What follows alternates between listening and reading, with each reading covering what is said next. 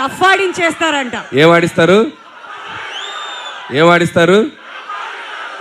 ఏం బద్దలవుతాయి? ఏం బద్దలవుతాయి?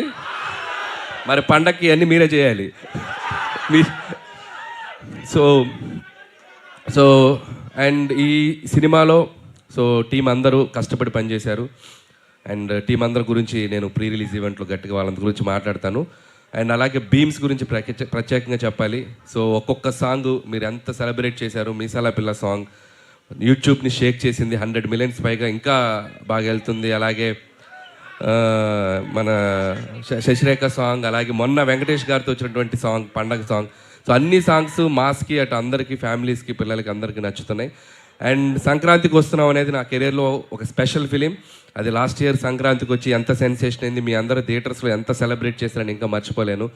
నా ఎయిమ్ ఒకటే, సంక్రాంతికి రావటం, మీ ఇంట్లో ఏదో భోజనానికి వచ్చినట్టు మీ దగ్గరికి రావటం, మీరు నన్ను హ్యాపీగా, మీరు నన్ను ఆత్మీయంగా పలకరించి మీ ఆశీస్సులు నాకు ఇస్తున్నారు. ఇది నా 4వ సంక్రాంతి. F2 సర్లేరు నీకెవరు అండ్ సంక్రాంతికి వస్తాను. This is my 4th Sankranti and hope again మళ్ళీ మీ ఆశీస్సులు ఉంటాయని నేను ఆశిస్తున్నాను. అండ్ ఈసారి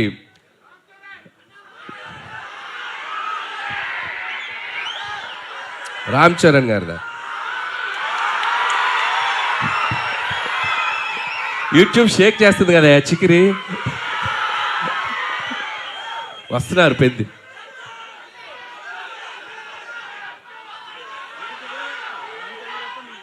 నేను చేయాలా?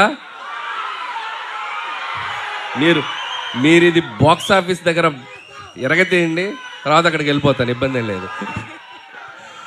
సో చరణ్ గారు కూడా ట్రైలర్ చూశారు నిన్న ఇంట్లో చిరంజీవి గారి దగ్గరికి వెళ్ళినప్పుడు.